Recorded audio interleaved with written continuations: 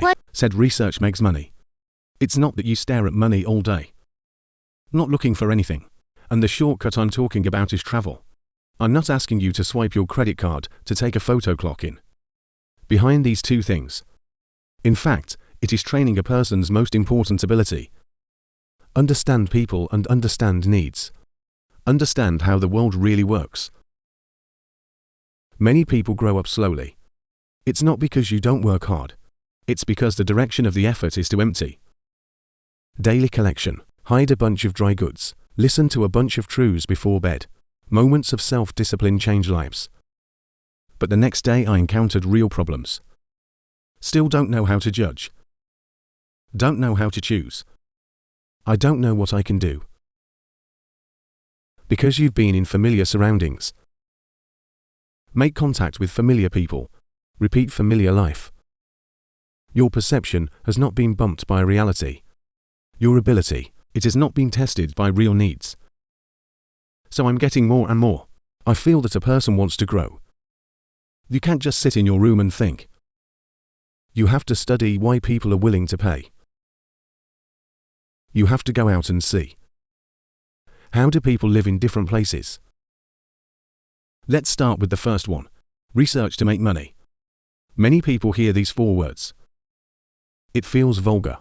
But if a person doesn't know how to make money at all, essentially do not understand the exchange of value. You go to a breakfast stand. Why do some stalls line up every day? Some stalls are empty. It doesn't have to be the one in line. It tastes really good. Maybe he eats fast. The boss is quick. Maybe he's clean and reassuring. Maybe he's in a good position, just on the way to work. It may also be sent by the boss. Regular customers don't want green onions. Add more wax. It's all about learning. Demand efficiency. Trust repurchase. Experience this. It is the bottom logic of making money. It's not how hard you think you work. It's that others think you solved his trouble. You have to train yourself. Just open a paid scene around you every day. Let's say you buy a cup of coffee. Ask yourself why I bought it.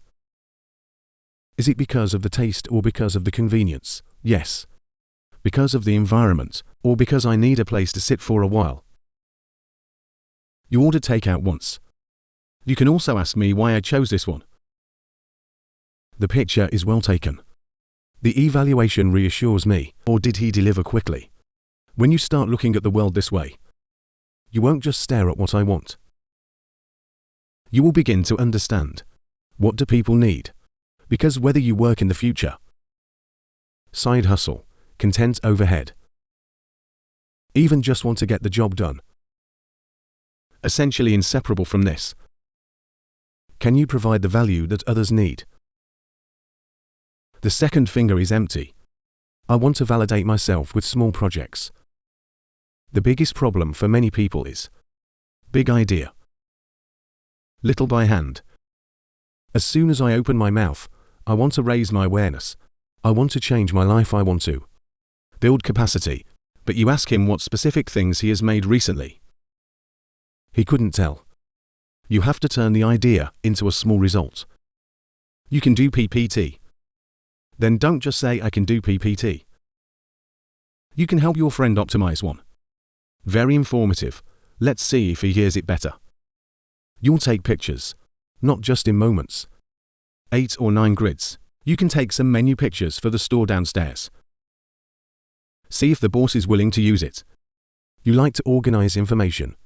You can make a weekend travel strategy, interview preparation checklist, rental pit avoidance list. Send it to those around you who really need it. Listen to their feedback. This is a small project. It doesn't have to be grand. The key is that he must be genuine, real object, have real feedback. A person's ability, it doesn't grow in self-inspiration. It is actually used by others. True evaluation, real suggestion, it's a little bit ground out. You can set yourself a 7-day mini exercise. Pick a small problem, solve on the first day. Day 2 to day 4. Make it into something visible.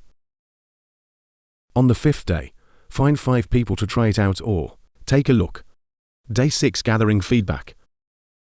Catch a board on the 7th day. Do this set. You'll find that growth suddenly occurs. It became very concrete. You don't just say, I'm going to be great anymore. You start to know where you are. Where is not enough? Where can I change it? Where can I change it? Where is it really valuable? The 3rd, serious travel. I'm talking about serious travel. It's not a place to take pictures of hair rings. 100 cups of milk tea, really useful travel. Is to change the frame of reference. We'll let you find out. It turns out that the world is not just by your side. This way of life. You go to a new city. Check out the morning market. Check out the night market. Look at the subway entrance. Look at the mall. Look at those stores at the entrance of the community. You'll find many interesting things. Yes, I do. Young people are particularly willing to pay for mood and experience. A small store may not be well decorated, but the atmosphere is good. People are willing to sit for a long time. In some places, household consumption is very strong. In-person activities in the mall on weekends. Catering training. Entertainment is lively. In some places, small shops don't do much publicity. But with real-world friends and word of mouth, the encounter has always been very stable. You've seen a lot. You will no longer understand everyone by one standard. You'll learn that different places have different rhythms. Different groups of people have different needs. Behind the different lifestyles, there are different choice logics. 4th, tourism is actually a lot of practical training. When you take a trip seriously, you will find that it is very exercising. You need to do a budget survey. Route to be determined. The accommodation needs to be arranged. Encounter weather changes. Traffic delay. Temporary adjustments of plan. You still have to deal with these things. It looks small, but it's also training a person. The ability to face uncertainty. Many people are confident in a familiar environment. I panic when I go to a strange place. I don't know how to ask for directions. I don't know how to communicate. Don't know how to choose. Don't know how to deal with emergencies, etc. You get used to solving problems in unfamiliar environments. You'll be more stable back at work and in life. Because you know, many things are not as scary as imagined. Get the information straight. Determine the priority again. Then deal with it step by step. Combine money-making research with travel observation. This is the fastest growing place. You can prepare a very simple observation book. Cell phone memos are also fine. Write down 3 things a week. The first, money-making case. For example, why is there a queue in a certain store? Why would you buy a certain product? Why does a certain service make you feel worthwhile? The second, life observation. For example, where do people in this city like to spend their time? Do they care about efficiency or do they care about experience? They are more willing to pay for convenience or pay for equality. The third one is the ability to practice by yourself, like expressing, aesthetic writing, communicate and organize information, service awareness, timing. You insist on remembering for a while. Will obviously find. You see things are different. You see a fire. You will analyze his location. Product pricing, service. What is the point of service communication that impresses people? You are traveling. You see how they spend. How to socialize, how to organize life. So that's growth. Growth is not about shouting slogans every day. I'm not pushing myself too hard. Real and effective growth. You are getting more and more aware of reality. More and more understanding of others. I'm becoming more and more aware of what I can offer. Don't be in a hurry. Let yourself see more clearly first. A person's true transformation. It often starts with understanding.